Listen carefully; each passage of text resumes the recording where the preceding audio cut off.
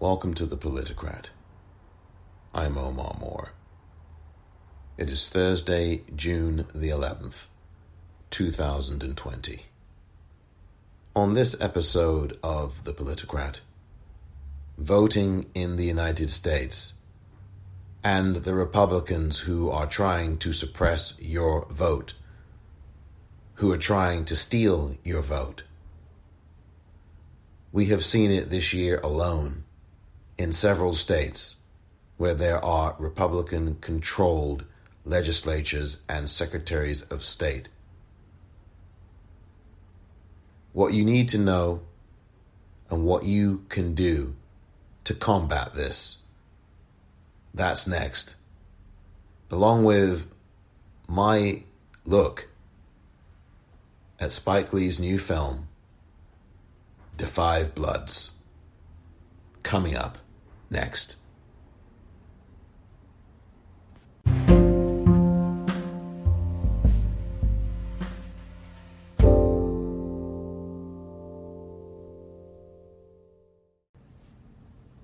Welcome back. Voting, very important. It is really the only voice you have if you are a citizen. In any civilized society, voting is the very thing that gives you power, particularly as somebody who, other than voting and your responsibilities in terms of paying taxes, which you have to do anyway, voting is really the one thing that affirms your voice in a so-called democratic society. Voting is everything. Many thousands of people in the United States have died so that we, particularly black people, could vote. It is worth knowing that there is no constitutional right to vote. You will not find it amongst any of the amendments to the Constitution of the United States. You will not find it anywhere in that document. What you will find in that document about voting are specific amendments that talk about the right to vote not being hindered or prevented based on race or gender or national origin. Those are the kinds of things you will see. But there is no constitutional amendment that explicitly says there is a constitutionally recognized right to vote.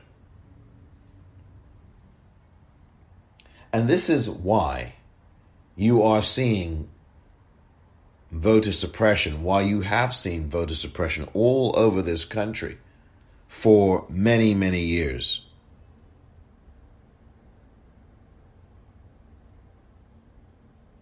There's been things like the Help America Vote Act, I believe from 2002, George W. Bush, the war criminal president who actually helped to make it harder to vote. Now, of course, 2 years before that, there was the vote stealing of then Secretary of State of Florida, Katherine Harris. And Katherine Harris purged, in the months leading up to November of 2000, hundreds of thousands of votes of predominantly black voters in Florida, purging them from the voting rolls, saying that, oh, well, this name is really a name that belongs to someone who's a felon. This name is really someone's name from elsewhere. This person's name doesn't belong here. He or she can't vote. That led to massive vote stealing. And then on the night of, I guess it was November the 5th of 2000, or November the 7th of 2000, whatever the exact date was on that first Tuesday in November, the voting suppression was at an all-time high. The Republican Secretary of State, Katherine Harris, helped to make sure that Florida would be at issue. Al Gore, apparently though, even with the vote suppression, even with the vote stealing, had ended up winning Florida. But we only found out about that a year after the Supreme Court of this country ruled that George W. Bush was the winner of Florida and therefore the President of the United States. George Bush literally lost the popular vote. He lost the popular vote in Florida by something like 573 votes, and he lost the popular vote across the country overall. But for just over a month, there were arguments being made back and forth in various courts, federal court, and then finally to the United States Supreme Court, which had a number of George W. Bush's father's buddies on it. And as a result, the Bush versus Gore decision, one that was billed as the first and only one of its kind, gave a 5-4 majority in favor of George W. Bush. All Al Gore had wanted was the recount of one county, or at least maybe 2 or 3, Palm Beach County, Miami-Dade County, and I think Volusia County. All of those in the southern end of the state of Florida. What Al Gore's mistake was, at the time, was failing to ask for an entire recount of the state. As a matter of fact, what happened was that there was a recount effort going on. It may well have been the whole state. It may well have been, I think it was only those 3 counties.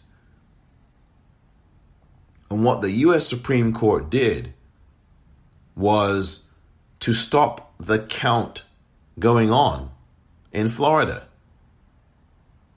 What the U.S. Supreme Court did with that ruling was to literally trample on states' rights, trample on the 10th Amendment, which is the amendments that the amendment that says that the powers are reserved to the states, which is read broadly and to many people and to those who interpret the text of the Constitution as states' rights, reserved powers. That's what that amendment, the 10th Amendment, is. An amendment that reserves powers to the states, otherwise known as states' rights. Now that states' rights refrain is used loosely, particularly amongst racists who defend the kinds of things that southern states have done to black people throughout the centuries here in the United States. States' rights, however, also applies to the right for a state to conduct its business independently within the guidelines under the auspices of the Constitution. But there's also a state constitution, and there's also state apparatus. And one of the state apparatus is to be able to conduct a vote count. That is not something that the federal government has the power to do. In fact, that's not something that a U.S. Supreme Court, as part of the judiciary, has a power to do. It has no power to do that. But on December the 13th, 2000, the Supreme Court of this country made a fateful decision to tell Florida, we're stopping this recount of votes. And we will genuflect to the argument that the lawyers for George W. Bush is making, which is that if you continue this recount, this is what George W. Bush's lawyers actually argued before the Supreme Court, is that if the state of Florida continues recounting the votes it would irreparably harm George W. Bush. Let me repeat that. George W. Bush's lawyers argued in their briefs and in court before the U.S. Supreme Court in 2000 around this recount is that George W. Bush would be irreparably harmed by the recount in Florida. And the reason why George W. Bush would be irreparably harmed by recounting the votes in the entire state of Florida is really simple. He would lose. The Supreme Court agreed with the argument of the George W. Bush lawyers. And the rest was history.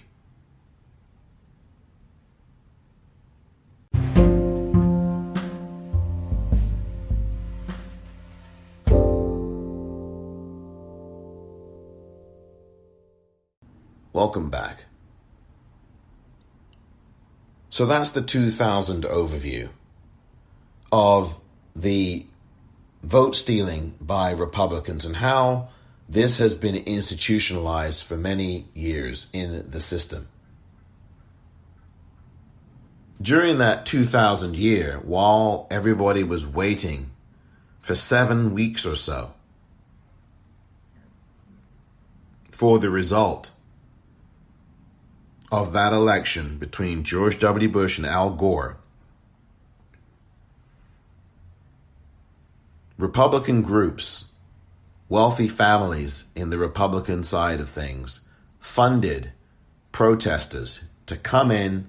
They were bussed into Florida, into the Secretary of State's office, and into voting offices in particular Florida counties.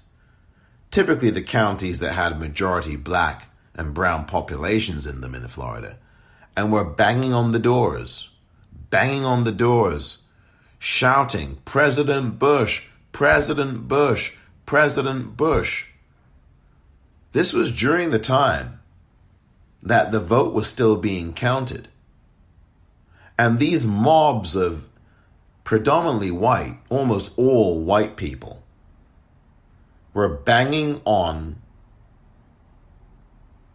the doors of the offices of the vote counters in an act of intimidation. Sound familiar? Michigan, the state capital, white people banging on the doors, actually inside the building, making death threats to Governor Whitmer of Michigan. Does it ring a bell? Kentucky, a white man, lynching an effigy of the Democratic governor there, Andy Beshear. By the way, that white man lost his job. I'm sure he'll find a new one in this economy. But I'm sure he will find one. We've had these Republican groups financing these mobs of white people who are terrorizing and intimidating government officials, politicians. This has long been a traditional thing. And very little is being done about it. Very little is being done about these mobs of white people who are looting, who set fires. I know the looting is largely over. You're not hearing about that because it is gone. That is not a fact now. That was what happened a couple of weeks ago in an attempt to discredit the Black Lives Matter movement. And we've been finding out ever since that these groups have been financed, that Russia and Putin are in on this. Armed brigades of white people all over the country, looting places. And by the way, Black Lives Matter protesters and activists saying, no, you're not going to loot this store. We're going to stand right here. We dare you to come through us. I've talked about this many times. We're finding out about all these white racists who belong to these Klan groups and other hate groups and other racist groups who have been committing all this violence. The FBI, we find out, has this year, through its director Chris Wray, talked about all these white racist hate groups, the Klan and everybody else, being looked at as the most significant danger to the country right now, here in the United States.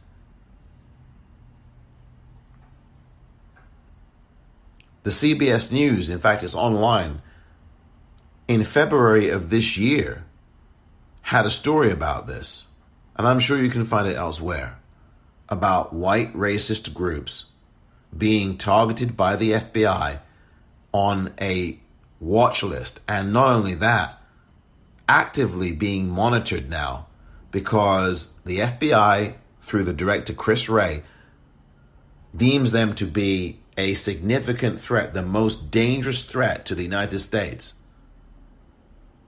Klan, Proud Boys, Boogaloo Boys, all of these racist groups. And some of them try to infiltrate the Black Lives Matter movement under the guise of, well, we're protesting with you. And they got found out and exposed online. You've had 3 racist white boys in Las Vegas arrested last week, and they had Molotov cocktails and all these assault rifles and grenades and all this kind of stuff. Wasn't widely reported, of course, on cable news, on TV, but it was all online. It's all on online publications. People driving their cars into black protesters. All of these people are belonging and have ties to Klan or other white racist groups. And some of these people are actively being recruited by Putin, paid by him. New York Times has an article, I keep talking about this, from March 10th of this year, that says that Russia is infiltrating with some of these people to foment racial violence ahead of this presidential election this year. This all ties together with voting.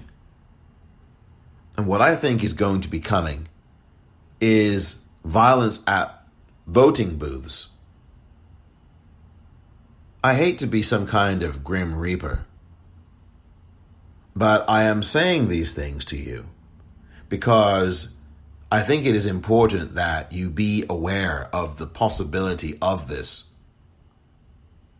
And be aware, in my view, that this violence that you've seen during these protests from, again, it's predominantly white people who are infiltrating these groups. This is a warm-up.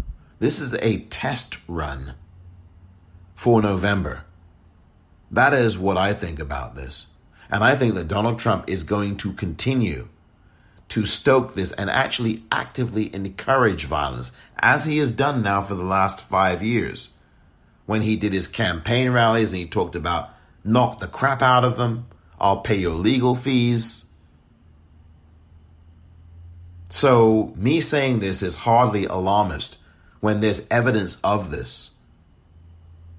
On YouTube, online, in tweets, of course, that Trump tweets, liberating states, and they're all Democratic states too. You notice that. They're all states that have Democratic governors in them. I wonder why.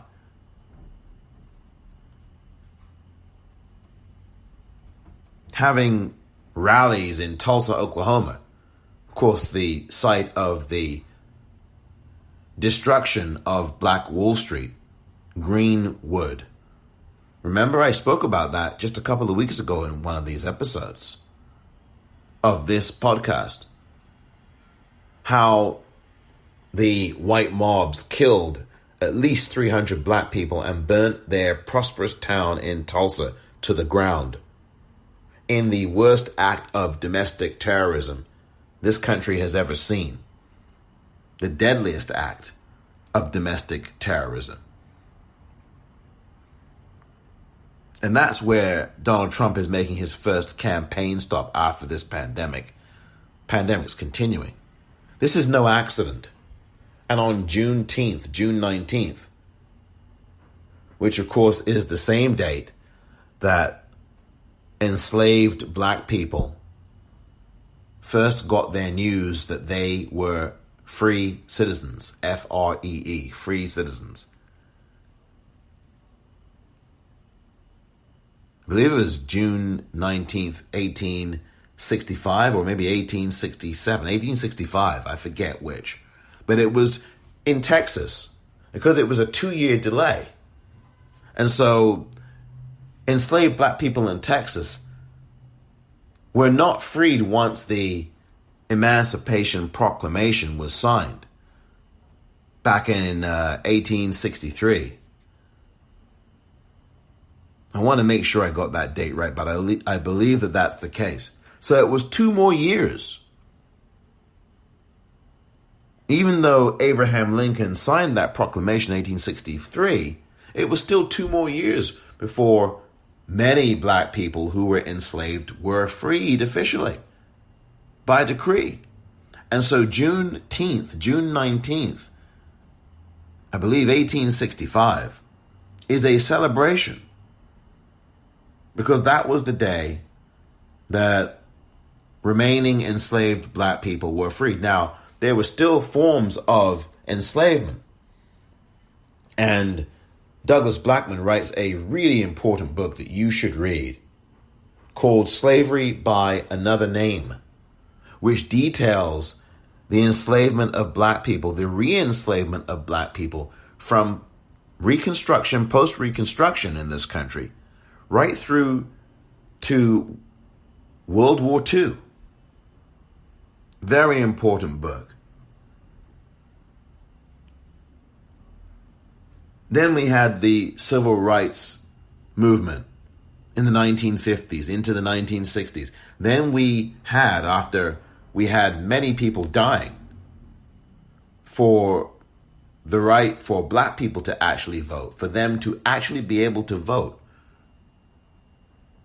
and to protect their vote in the Deep South. We had Goodman, Cheney, and Schwerner. Andrew Goodman, James Cheney, Michael Schwerner. 2 of those men were white. 1 of them was black. James Cheney, a black man. All 3 of them were murdered in Mississippi in 1964, June the 21st, 1964. So we are 10 days away from that fateful date from some 56 years ago. All these 3 young men were doing, among many hundreds of other young men and women, were going down into Mississippi to register black voters in 1964. John F. Kennedy was in the White House at that time. And all these 3 and other civil rights workers were doing, as part of freedom rides, as part of all kinds of things, they were coming to exercise First Amendment rights to assemble and to get people to vote, to register black people to vote. And they were met with brutal violence. They were killed. They were murdered. James Cheney was from the South. I believe he was a Mississippian. And Andrew Goodman and Michael Schwerner were from the North.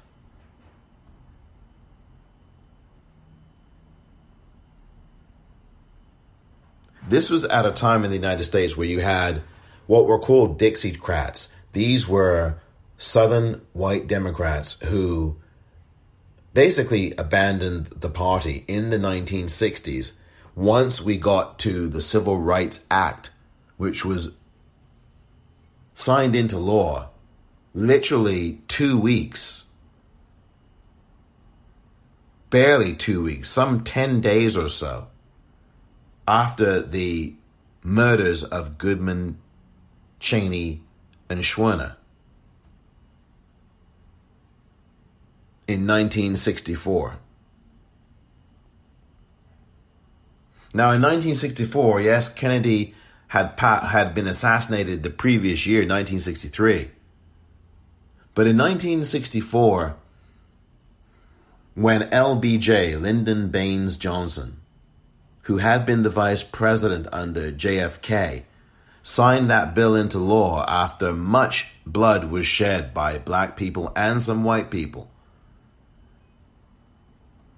the Civil Rights Act ensured a lot of things would be on a more level playing field for black people. The unofficial, I guess, or the unofficial end of the Jim Crow era was part and parcel of the Civil Rights Act.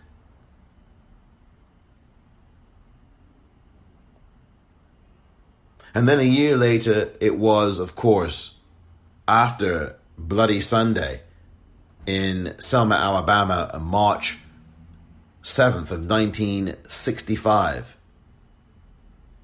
Just a few months after that, LBJ signed the Voting Rights Act.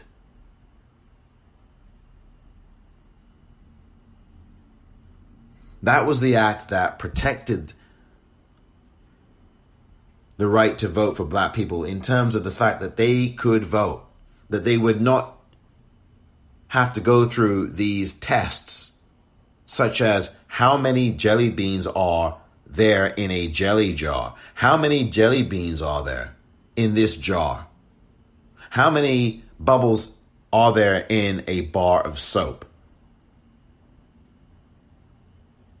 I'm not making that up.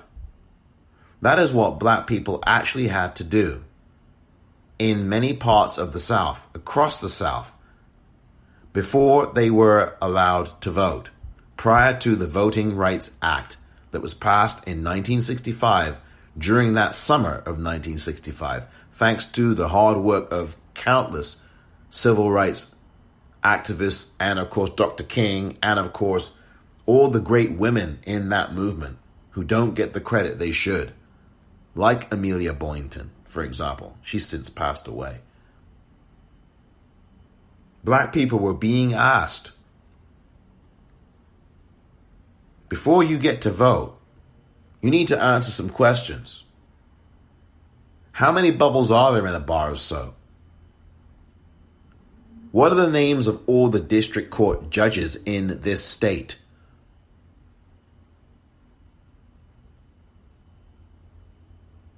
How many jelly beans are there in a jar? If you didn't get any of the questions right, whether it was one question, 2 questions, 10 questions, you wouldn't be permitted to vote in the South in the 1960s. That's a fact. Prior to 1965 and into 1965, that is what black people were facing in this country called the United States of America. Voting has always been something that has come at a dear price for black people. And so when the Voting Rights Act of 1965 was passed, it was hailed as a landmark victory for the country and for LBJ, and by extension JFK, who, by the way, was not somebody who was in a hurry to deal with the issue of civil rights and black people's rights in the United States.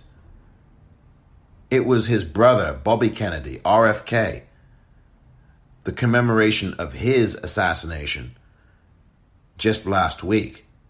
It was RFK who was moved and pushed, by the way, by black activists and civil rights leaders to take up this mantle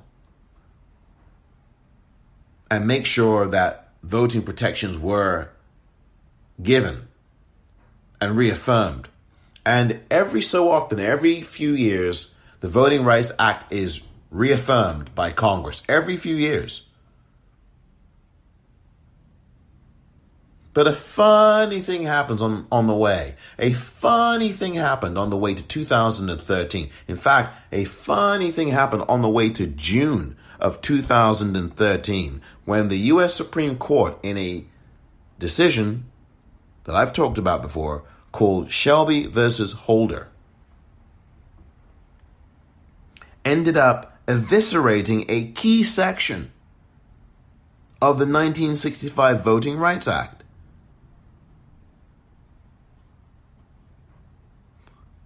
The U.S. Supreme Court, and it's led, of course, still by the Chief Justice, John Roberts, had decided that Section 4 of that act was unconstitutional.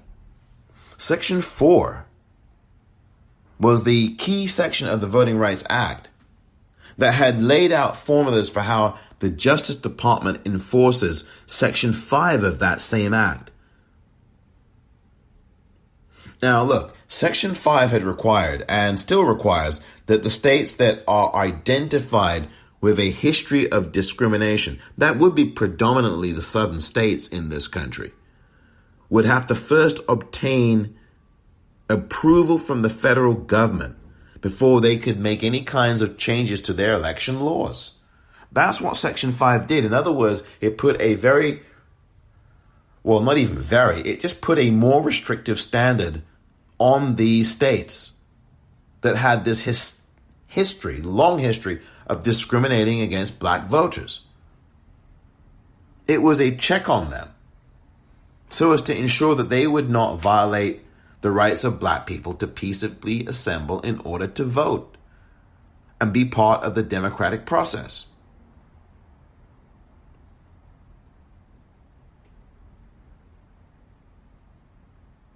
What happened was that Section 4 had mandated that these particular states had to ask the federal government, specifically the Justice Department, for some pre-clearance to make these election law changes. They had to seek permission. They basically had to notify the Justice Department that, hey, we're doing this and this is what we plan to do. And we need you to approve of what we're doing. And these are states like Alabama, Alaska, Arizona, Georgia, Louisiana, Mississippi, South Carolina, Texas, and Virginia. Almost all of those states are in the South. Alaska is not part of the 50 contiguous states, but you get the idea. Arizona is in the Southwest. Now, the rest of those states, aside from Alaska, the rest of those states are all in the South. Mississippi is the very state that I just talked about. All of these states that I've just mentioned had to get permissions. And in fact, so did parts of California even. Florida did, Michigan, which is in the Midwest, New York, which is obviously on the East Coast, North Carolina, which is really part of the South, and South Dakota. All of them had to ask for these pre-clearances, and they had to ask the Justice Department. But this Supreme Court decision, Shelby versus Holder, in June of 2013, we are almost at the 7-year anniversary, because it was, I believe, June the 27th or June the 28th of 2013, where this devastating Supreme Court decision came down. And you have to, I've said this before, you've got to read the dissent of that decision by the notorious RBG. That would be one Justice Ruth Bader Ginsburg, who, God love her, she is hanging on as a justice for that Supreme Court, hanging on for dear life. And I do wish her all the best. She's had a number of health problems over the last few years, as you would expect for someone in their 80s. She's hanging on for dear life. And she wrote a scathing dissent. So, none of the states that I mentioned, no state, whether it's any state that I've mentioned or any other state in the country, has to seek approval from the Justice Department. And now they certainly don't, not with who they've got in the Justice Department, and Bill Barr, cover-up Barr. But none of these states have to go anywhere near the Justice Department. They don't have to. They can just make these changes whenever they want. And quite frankly, sometimes they don't even notify the voters in their states of the changes until the day of the election or during the election. And no surprise, since that decision from the Supreme Court, Shelby versus Holder, in 2013, you have a lot of states all over the country, at least 22 of them, with voter ID laws, with tighter, more restrictive laws that makes it harder for people to vote, particularly black people, brown people as well, Asians, Native Americans, elderly people, people who are less likely overall to have driver's licenses. Some of these laws, and I've read them out to you just this week, are very restrictive. Many of these states say that you've got to have an ID, a photo ID to vote. And not just any photo ID, mind you. It's got to be a very specific photo ID. And if you don't have it, you can't vote.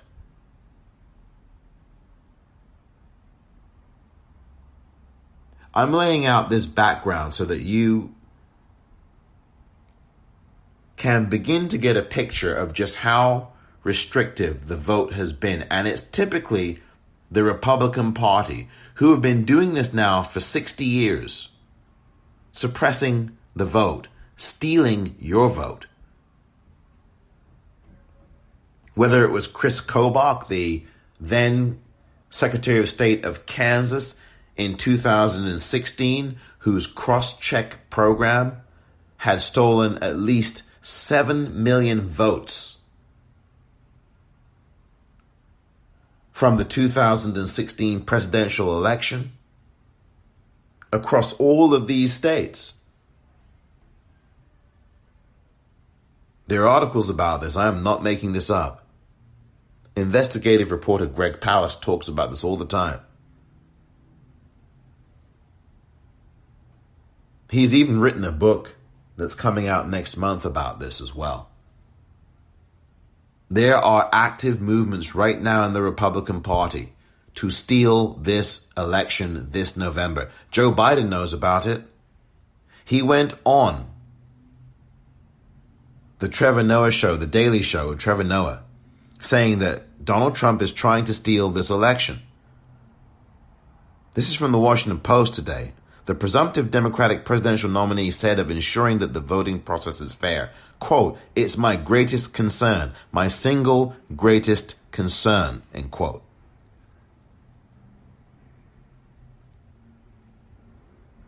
Joe Biden is sounding a warning, and it's not the first time that he's done that. He has sounded a warning about a month or two ago, saying that he felt that Trump would try to delay the presidential election.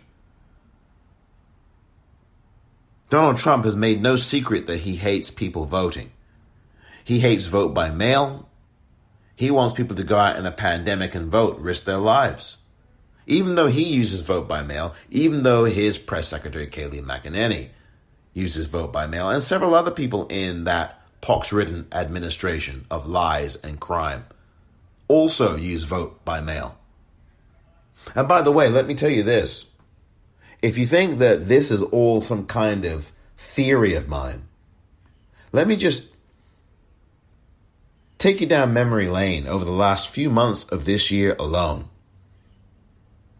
where Republican-controlled legislatures, where Republican-controlled states with governors who are Republican, legislatures who are Republican, secretaries of state who are Republican, have been closing voter precincts, and they have been using the Democratic presidential primary as the testing ground, the guinea pig, the test run, the dry run for what they are definitely going to do this November.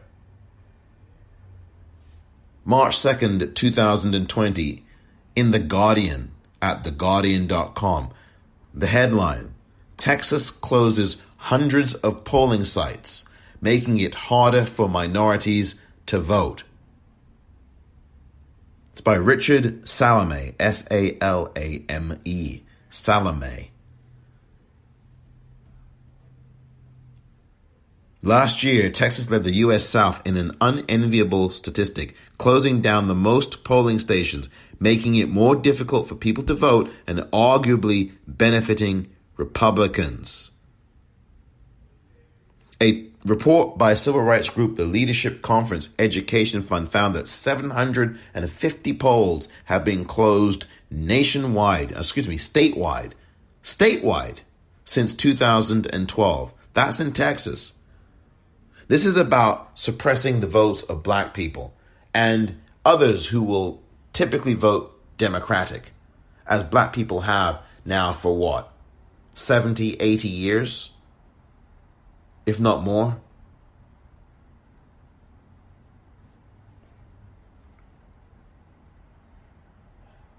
The headline from February of this year, February 28th, 2020, from the American Prospect at prospect.org, the headline, South Carolina closing poll stations without notice. South Carolina, like Texas, is a state with a Republican governor, a Republican-controlled legislature, and a Republican Secretary of State. The biggest county in the state will close 52 precincts. That's in Greenville. The first in the South primary will not have, this is the Democratic primary, will not have all of its precinct voting locations open on February 29th.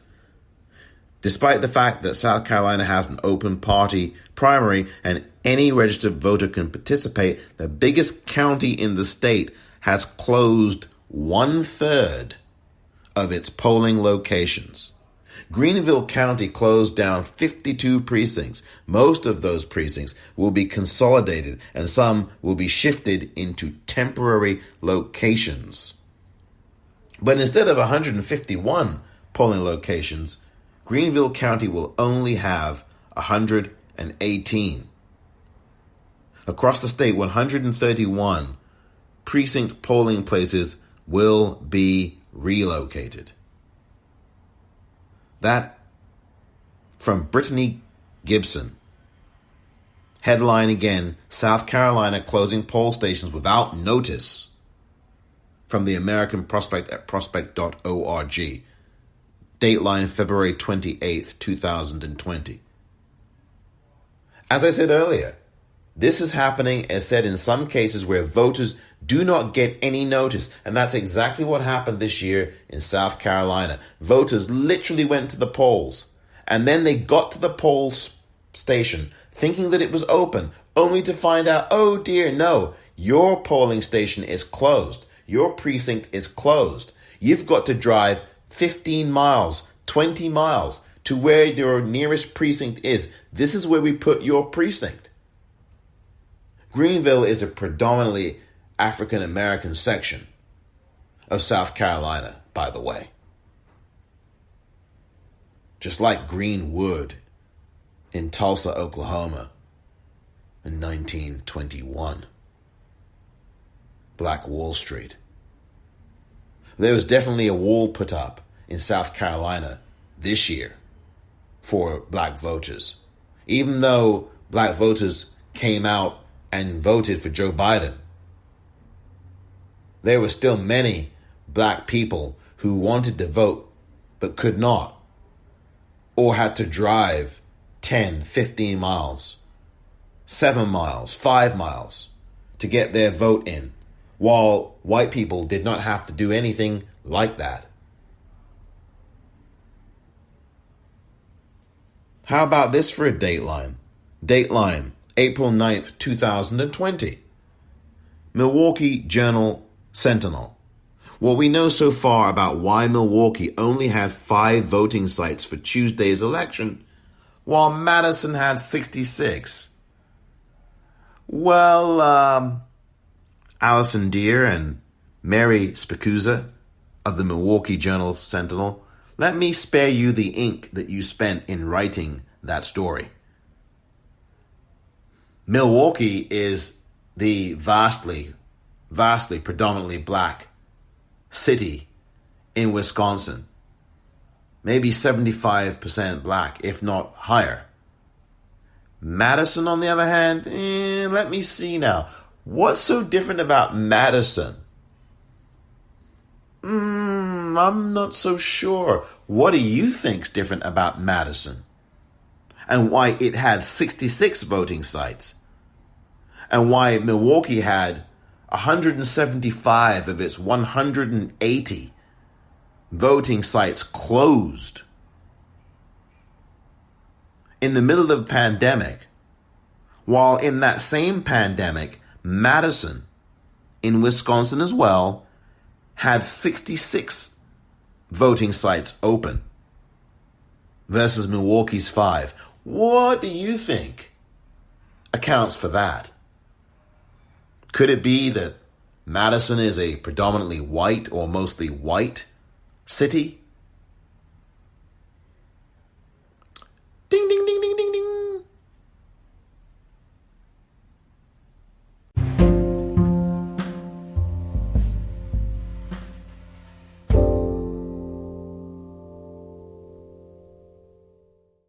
A correction to make.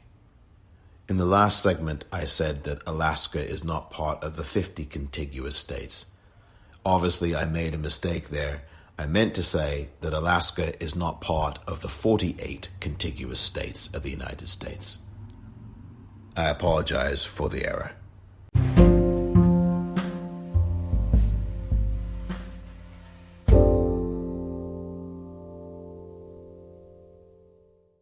Welcome back. Dateline, Atlanta, June 9th, 2020. Major problems with voting in Atlanta as 5 states hold primaries. That, the headline in the New York Times at NewYorkTimesNYTimes.com. Written by Asted Herndon and Stephanie Saul. Just 2 days ago. Long lines. Georgia election officials, poll workers, and voters reported major trouble with voting in Atlanta and elsewhere on Tuesday, as states' primaries got underway. Most critically, a series of problems of new voting machines that forced many people across the state to wait in long lines and cast provisional ballots. Now, I've talked about provisional ballots before, and provisional ballots almost never get counted. If you are ever given a provisional ballot, I don't care what you're told, do not use it. Do not accept it. It will get thrown in the garbage. It will not get counted. It will not get counted at all. It does not get counted 99% of the time. You really have not voted if you accept a provisional ballot.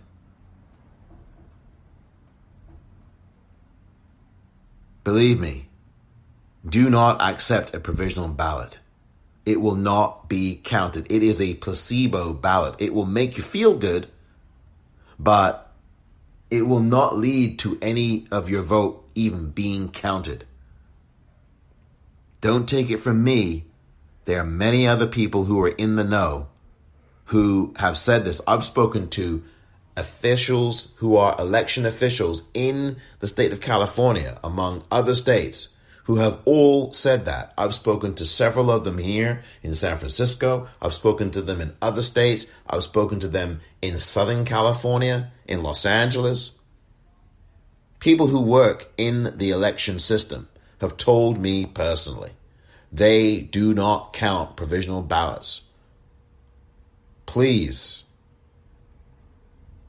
A lot of people were online in Atlanta. Atlanta, a predominantly black city, hello. And we are beginning to see this manifesting itself. And guess what? Republican state legislature in Georgia, controlled by the Republicans. Republican governor in Georgia. I believe Republican governor in Georgia. I'm not 100% sure of that. It may be a Democratic governor. But the point is, the legislature is not democratically controlled. It's controlled by the Republicans. And there are two Republican senators in Georgia.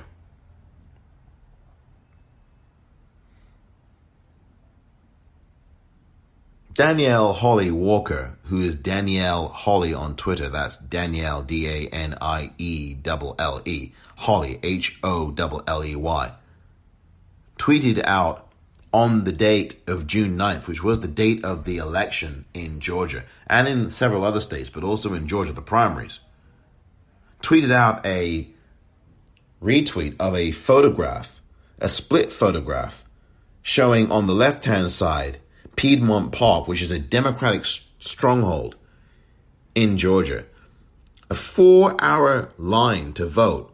People wearing masks, people standing in line for hours in the United States of America, supposedly the greatest country on earth, right?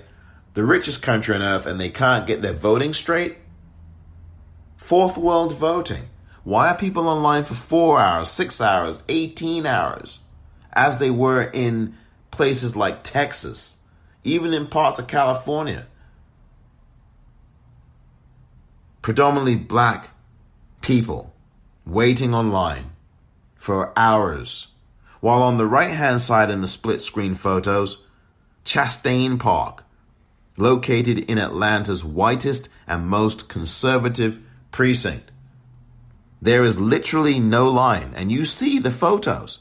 I've tweeted this out on my Twitter account, at the Popcorn REEL. And I'm telling you, you can go to Danielle Holly's Twitter page as well.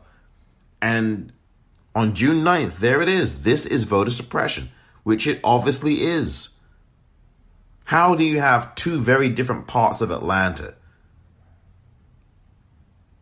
One with a 4-hour wait to vote? You're standing in line for 4 hours in a pandemic? And then the other side,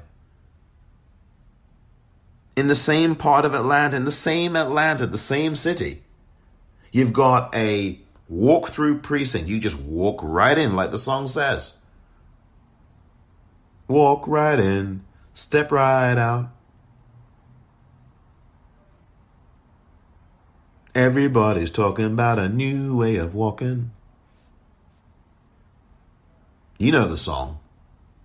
Walk right in. That's what this photo on the right-hand side of this tweet shows you. There is no line whatsoever.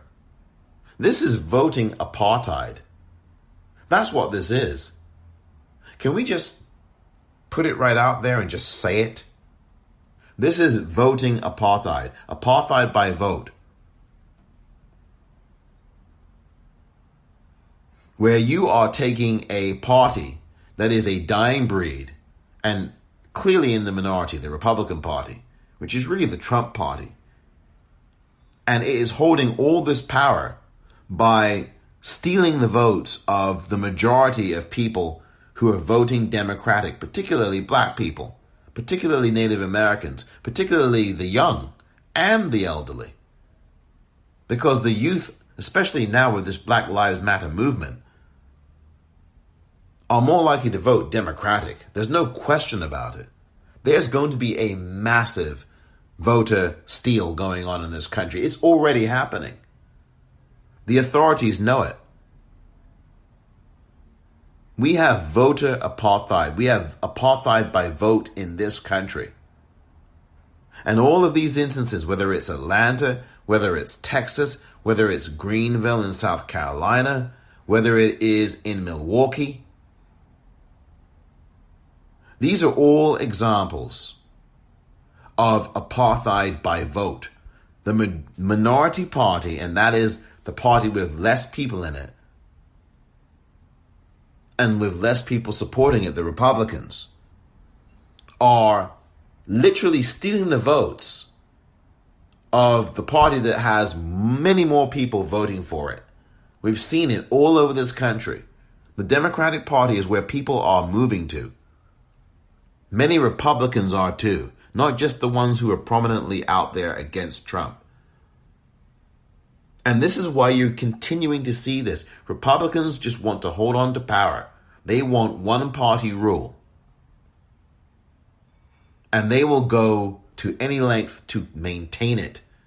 Donald Trump will go to any length to steal this election. He did it with the Russians last time, and he's trying to do it again with the Russians. They are already doing this.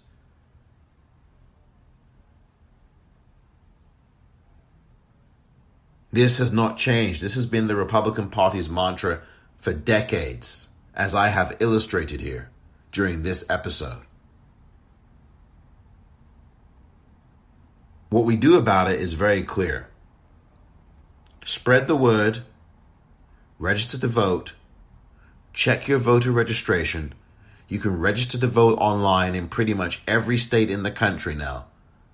And you can do it either at your state's Board of Elections or County Board of Elections by searching that online. Or you can go to rockthevote.org. Or you can go to whenweallvote.org. Or you can go to iwillvote.com. You can join Stacey Abrams' organization. Stacey Abrams has done a lot of excellent work. And of course, Stacey Abrams is one of the women who is being considered by Joe Biden for the vice presidential nomination. And now the more I think about it, the more I think it's inevitable that Joe Biden is going to be picking Stacey Abrams. That is what I'm thinking. She has been outspoken about vote stealing and the suppression of votes. She has been out front on it. She has been very clear. She has an organization that deals with this. Her organization is called Fair Fight Action. Fair Fight and Fair Fight Action is dedicated to not just educating people on voting, but putting in strong guidelines and monitoring systems to ensure that the vote is fair, that people are able to vote, and that black people and others are not being suppressed or having their votes stolen.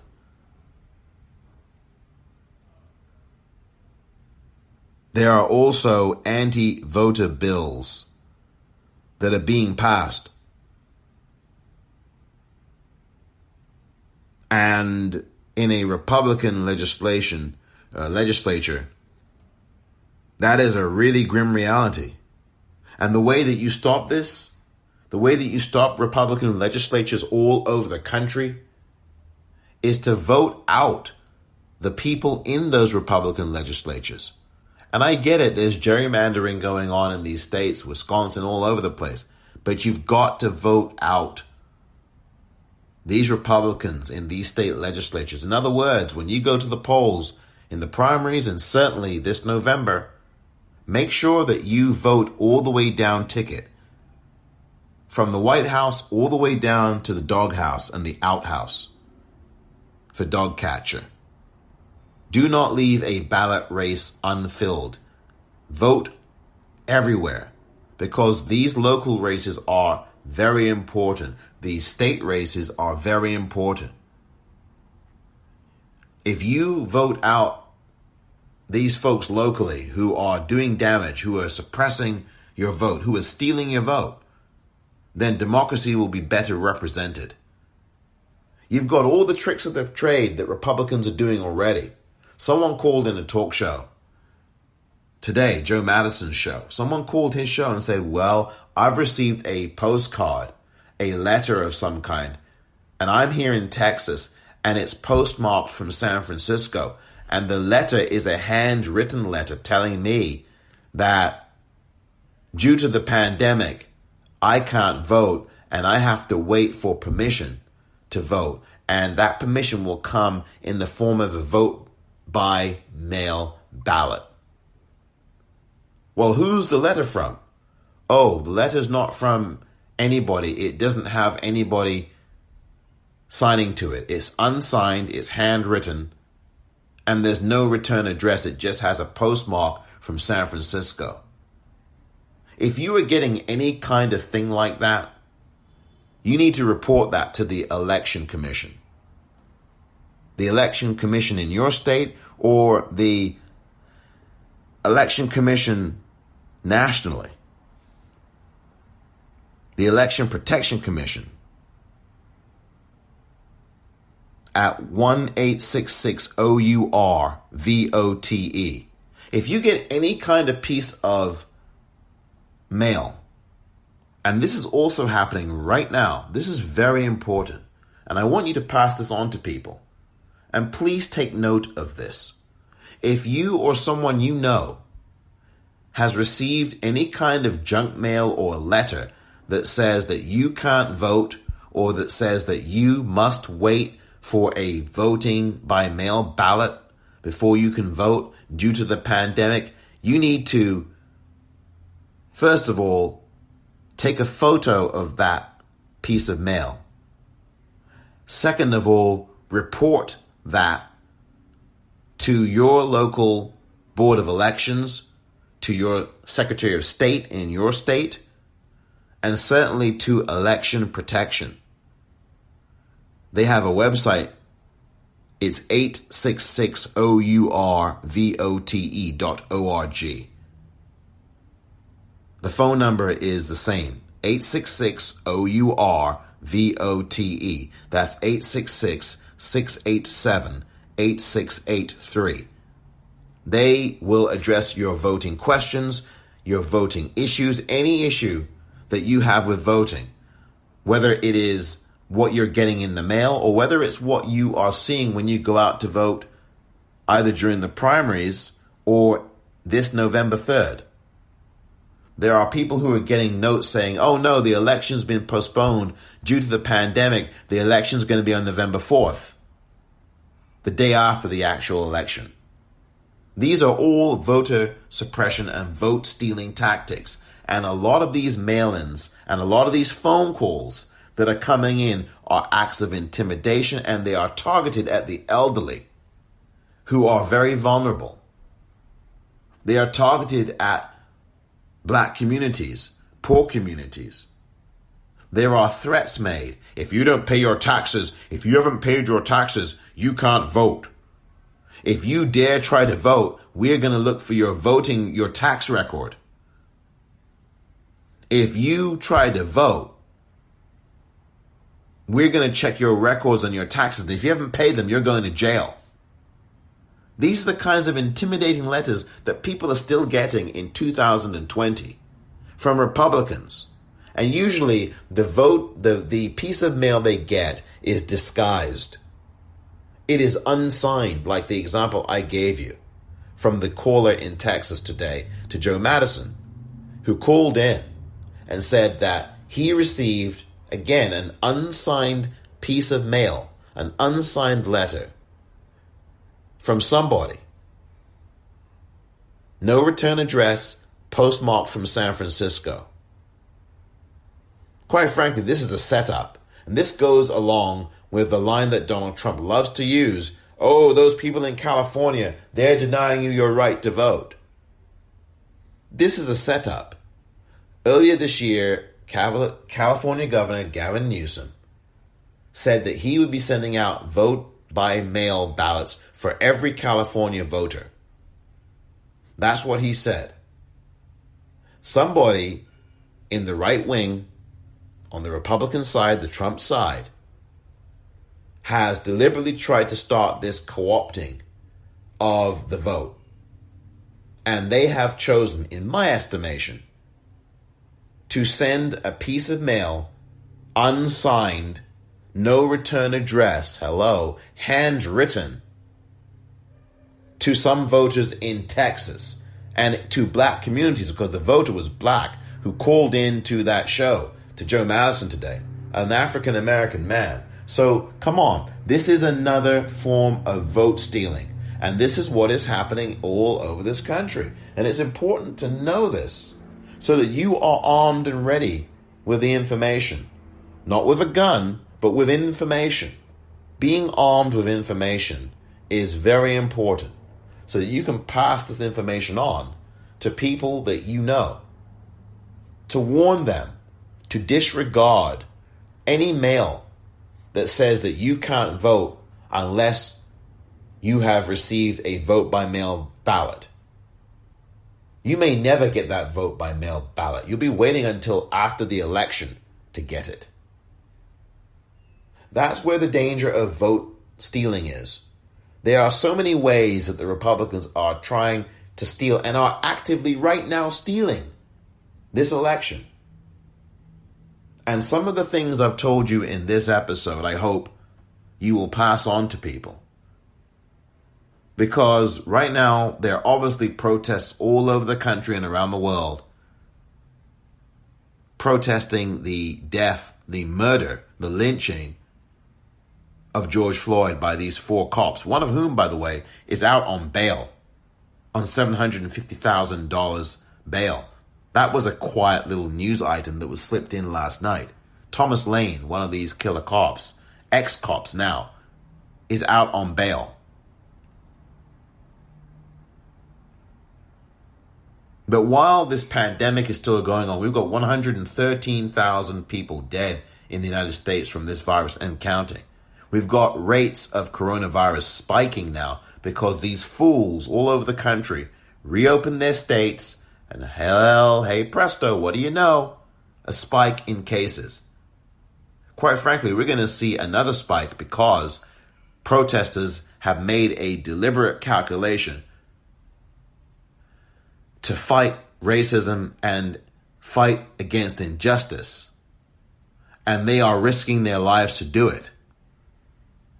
And it's a pretty good chance, sadly enough, that by the time we get to the end of this month, by the time we get to July 4th, and what would be the 244th anniversary of the birth of the United States, that you could have many protesters who are exercising their First Amendment rights could come down with coronavirus and be very sick.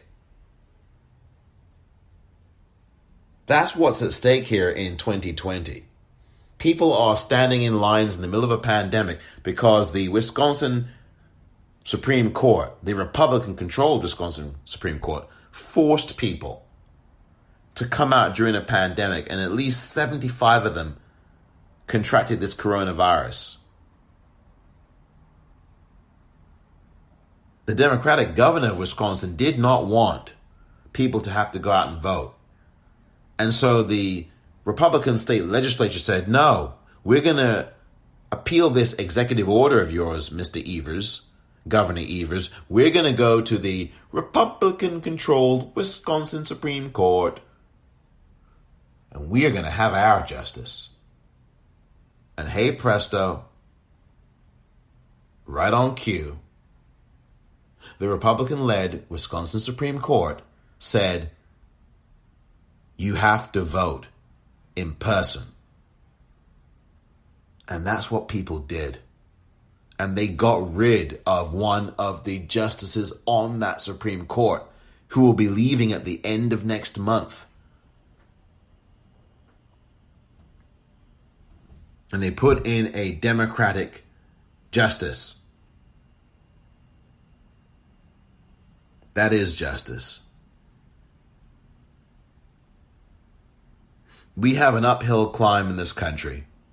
And when you have the Democratic presidential nominee, because he's going to be officially that at the convention in August, wherever and whenever that will be held in August, you best believe if Joe Biden is sounding the alarm about Donald Trump trying to steal the election, it's real. And it is happening. Republicans are trying to do that. Ballot harvesting, all kinds of things that are supposedly illegal in 49 states are going to be tried.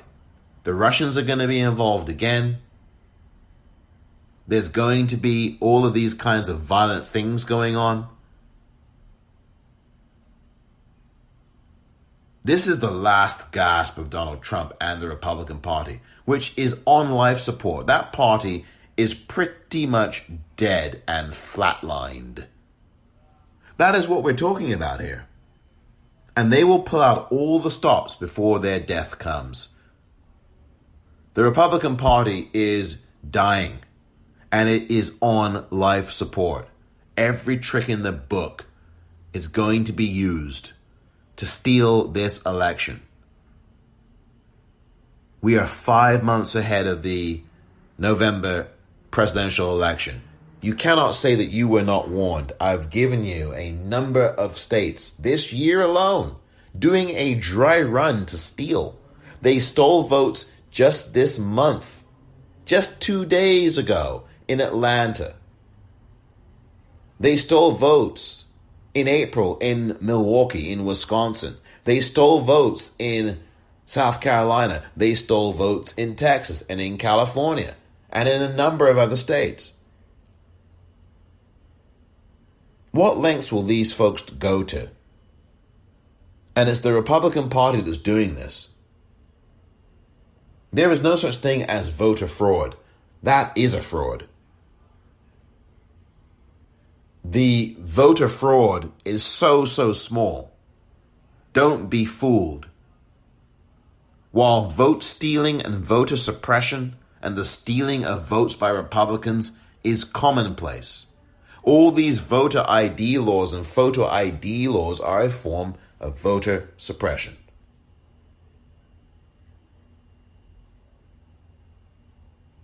It's up to you now to fight back, to be armed with information and knowledge. 866-OUR-VOTE. If you see anything funny, weird, suspicious, if you have situations where you have people trying to intimidate others at the polling booth, I've talked about True the Vote and how they want to have retired, armed, uniformed Navy SEALs standing at voting booths while you vote.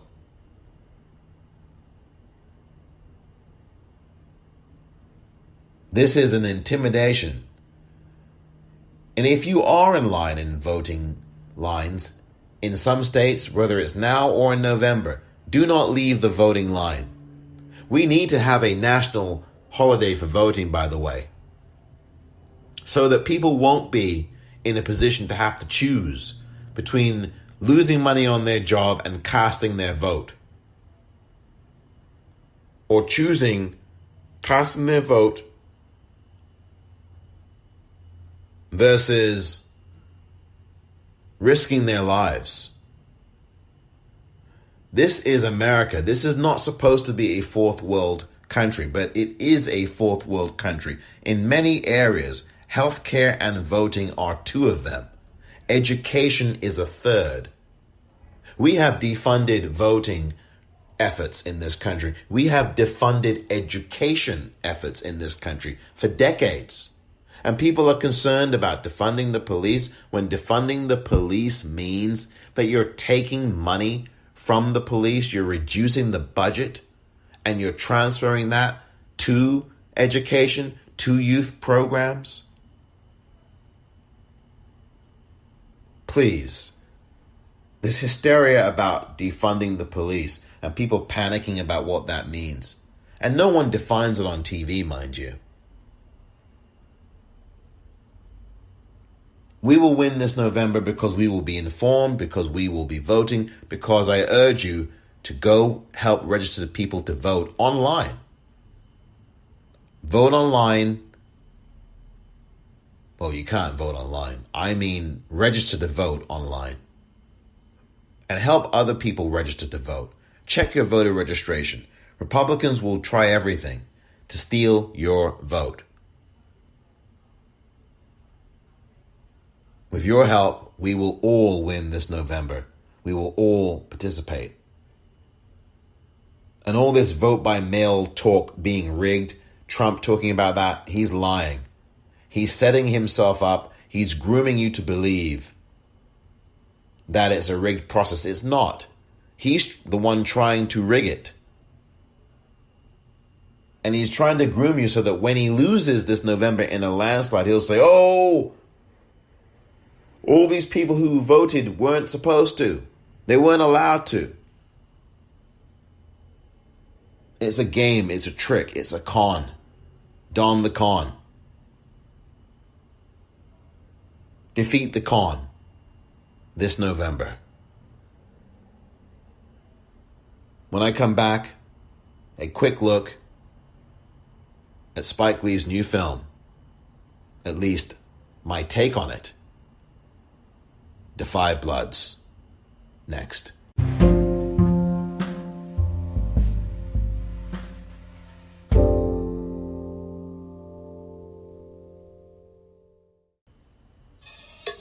I say we bury it. Later on, we come back and collect. Gentlemen, welcome back to Vietnam. Being back here is not easy. That goal should go towards black liberation. You do what you want with your share. What about our people? What about my people? We gotta get the gold. We gotta get out of here. Hey! Bloods. You got a bomb? Bloods. Wicked all.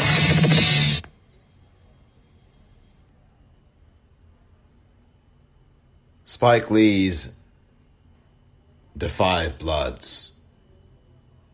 The film is going to be released on Netflix at midnight tonight in every US time zone. That's where you can watch the film, which is about 4 black American Vietnam vets who returned to Vietnam years later in search of the remains of their fallen comrade and leader, Stormin' Norman, played by Chadwick Boseman. They also happen to be looking for some gold that Norman had apparently stumbled upon and kept and buried. And so the movie chronicles this journey of these 4 men and their bonding throughout the time that they have going back to Vietnam, which brings back for them a lot of memories. Now, I'm not going to give anything away about this film.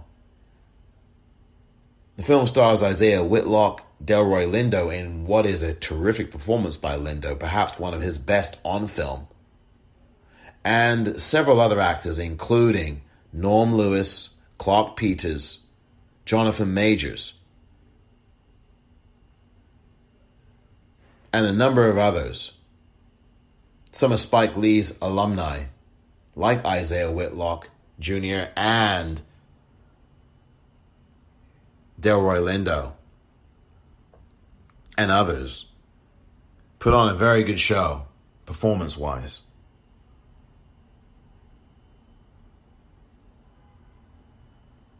Da 5 Bloods is the term, Bloods referring to the name that these men give themselves, and they recount their strife in Vietnam. The film is a good film, and I think it is worth watching. However, it is a bit long at 2 hours and 35 minutes, and I think that the film could have been edited a little bit more than it was. It is worth your time, though, I think. And while I don't think it's one of Spike Lee's best films, I definitely think it's one of his most urgent films. And it's a film that I think needs to be seen. I can imagine how this film would have played really well on the big screen. But I think there is an intimacy and power to the film, even on a small screen, that cannot be denied.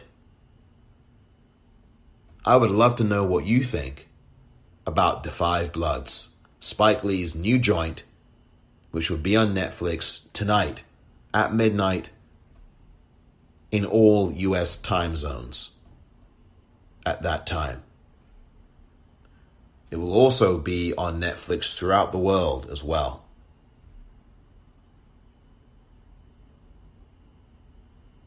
I have written a full review of the film, and you can find that review at popcornreel.com. You can find it on the home page. It's on my film website. Again, it's at the website, and the web address is popcornreel.com. popcornreel.com. You will find it on the home page.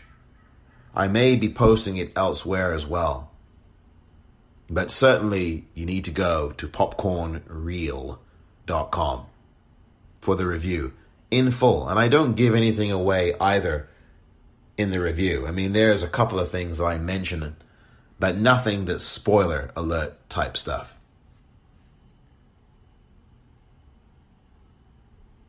Thank you very much for listening to this edition of The Politicrat. I'm Omar Moore.